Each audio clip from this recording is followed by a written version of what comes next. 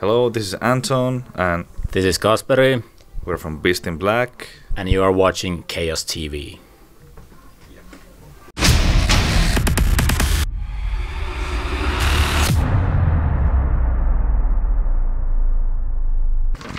Okay, so hello everyone, Chaos TV is today here at the Riff Bar in Helsinki, Finland, and we have the pleasure to talk with Mr. Anton and Kasperi from Beast in Black. So first off, hello and welcome to Chaos TV, guys, once again. Thank you very much. Good to be here. Yeah, thank you. So, in general, how has the year started so far for you guys? Well, it's another year, maybe some new things coming up, and of course we're pretty busy preparing the release of the new album From Hell with Love, and also preparing the new tour that we will start in February. Yeah, well, Kasperi kind of summed it up pretty well. Okay. So, working for the future tour, preparations and stuff. So, obviously the new year just started and quite many people always make like New Year promises. So did you made any New Year promises yourself? Hell no. I didn't make any promises, but I realized that for some reason I bought this sketchbook and like drawing like equipment, so I want to learn to draw better. Okay. This year. But that wasn't a promise, I just realized something new happened right after the New Year.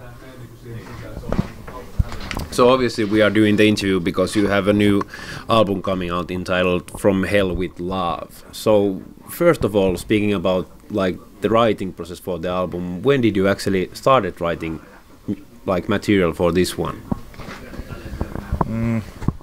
It's always the same answer. There is no really any like exact time like capsule when it was written, like time zone.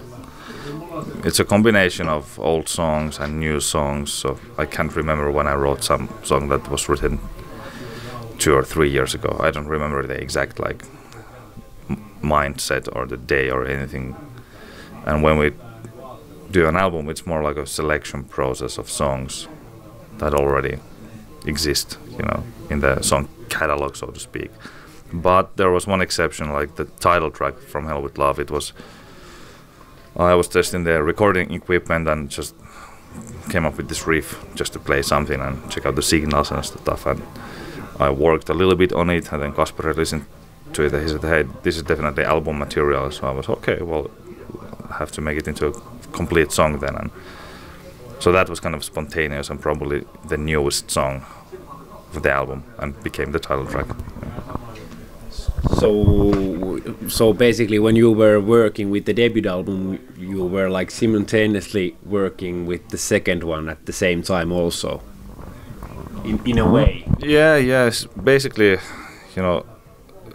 songwriting is kind of a passion for me. I write non-stop, like whenever I have time for it, for fun, like 30 songs per year or something like that, or 40 songs all the time. So you could say that there's now album material for the next decades or something, not just for the second or the third album. But who knows, sometimes it might be that all the songs will be brand new songs, not the old stuff. It's about feeling. You gotta trust your intuition and feeling, like when you make albums, like kind of your own emotional grounds there.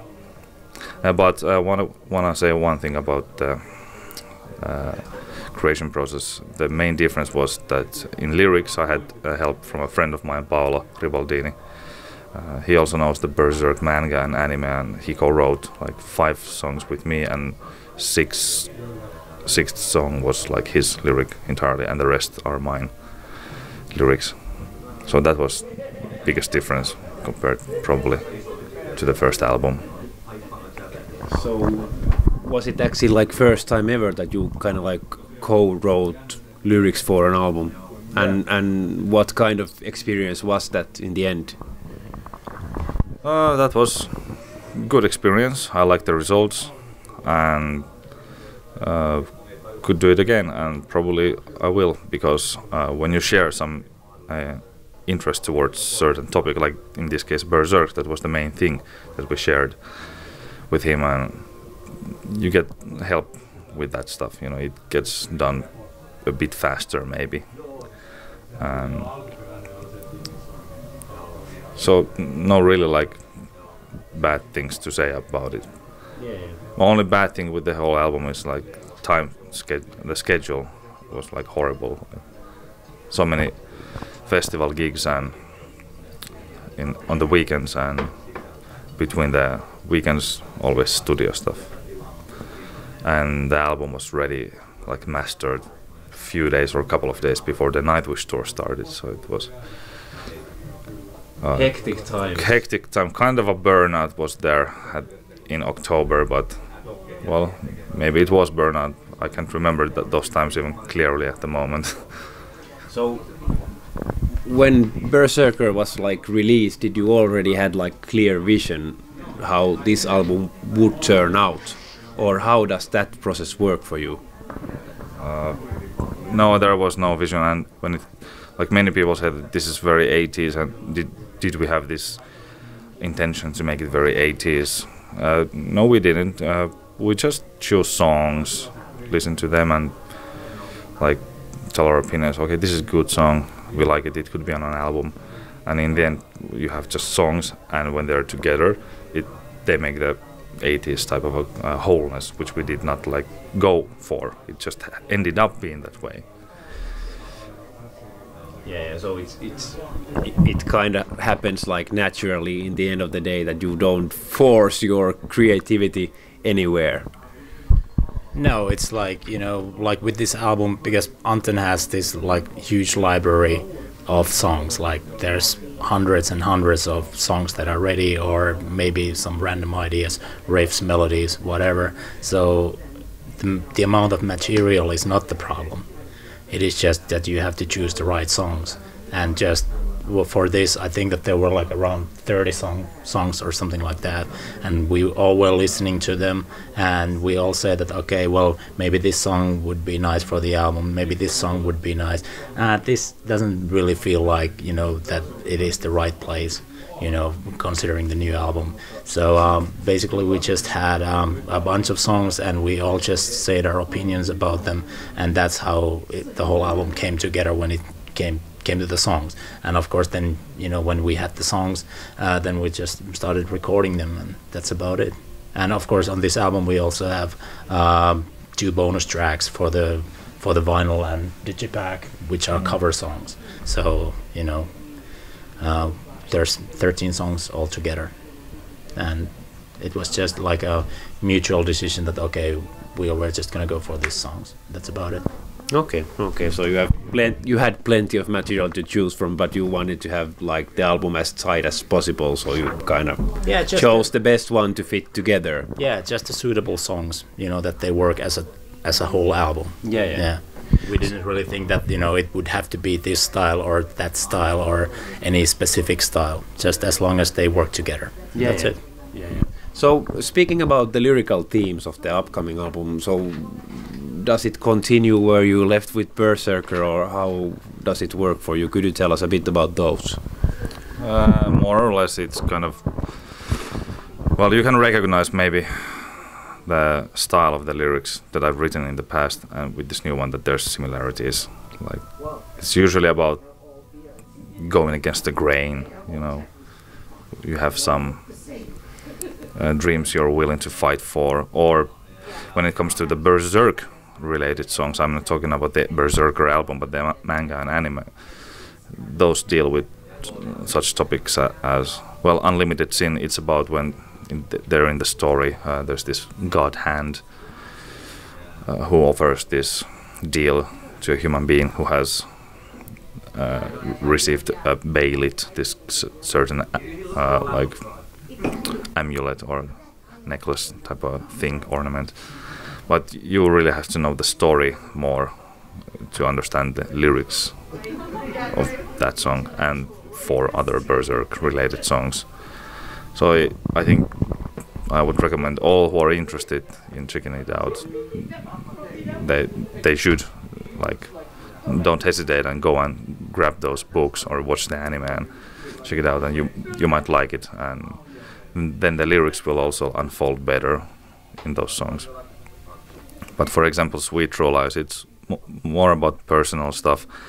But when the songs are about personal stuff, I usually don't open them up too much in detail. The point is for everyone to interpret them in their own way, because art in general is meant to provoke thought. So obviously, like, the way of consuming music has changed quite a lot, because quite many people nowadays stream music through Spotify. So obviously they don't listen to full albums that heavily anymore, that they just focus on certain songs. And as you already said, that you focused quite a lot to basically build an album that it's like thought throughout from the first song to the last one. So how important is that album entity to you, that it sounds good from the beginning to the end? Well, I'm, an old school guy, and I always, when I listen to music, I pop the CD to the CD player and I listen to the whole album. So I just find it really sad that most people just don't have the attention span nowadays anymore, that they would actually listen to the whole album instead of like one or two songs.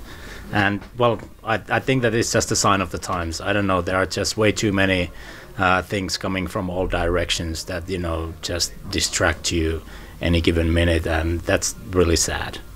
But that's the way of the world, and we cannot really do much about it. But I still always enjoy the albums as a whole, and all of my favorite albums, they are just great albums as a whole. Great albums, like 8 or 9 or 10 songs, and I always enjoy listening to them. But that's just me. That's just my opinion. But this modern day thinking and the way of doing things, it's just nothing for me, unfortunately. And I don't use any of the streaming services or anything like that. I don't use Spotify. I don't even know what there are. Well, of course, I watch videos on YouTube, but that's about it, pretty much. Yeah, I agree with Kasperi, and like YouTube is also the only streaming thing for me when it comes to music and music videos. Like, and probably times are not gonna change, because I think soon there's gonna be like single deals for metal bands as well in some years, not just album deals. It sounds sad, but I guess it's the reality. Yeah, so it's going that way, and well, just gotta learn to live with it. But on the other way, as a songwriter and producer, I see it like, okay, great, you can prepare one song, mix it, and then it's done. You don't have to match the sound world, like mixing wise, to 10 or 9 other songs. Yeah. Because sometimes this same mix doesn't work for the 9 or 10 other songs, and you're always struggling with trying to find a compromise sound, like in a way, what would fit all the songs. I mean, there are different nuances in the like song-wise when it comes to mixing, but still, it would be easier if every song could have its totally own like mix, and not to worry about how to match it to the wholeness. But when it comes to artistic side, like album is a beautiful thing. There's the artwork, and sometimes it might be a concept album or not, but people should like focus more. And the bad thing is that, like Kasperi said, there's no attention span, and it's going lower and lower, the attention span thing, when you don't listen to like whole things anymore. So, but it's just two dinosaurs like complaining here. No, but you both mentioned that you watch like videos from YouTube. So how important is that actually, that visual side for you, that the artwork matches the music and the music videos matches the songs and stuff like that? Well, of course, the visual side of things is important as well, because that's what gets most people attracted to the whole thing. Yeah. So if you would just play a video with just with a black background, it wouldn't do much, even if if it is a kick-ass song. So there needs to be something that grabs your attention. Also, like when it comes to album artwork, like the cover, for example, there has to be something that it is appealing to the people, that makes their makes them interested in that. So of course it's really, really important, and you cannot underestimate that. Yeah, indeed, and we work a lot on all aspects when it comes to visuals, like homepage, thumbnails on YouTube, promo pictures, booklet, and wherever you use graphics related to band, we try to like make it sure that it's 100% like good quality. Yeah.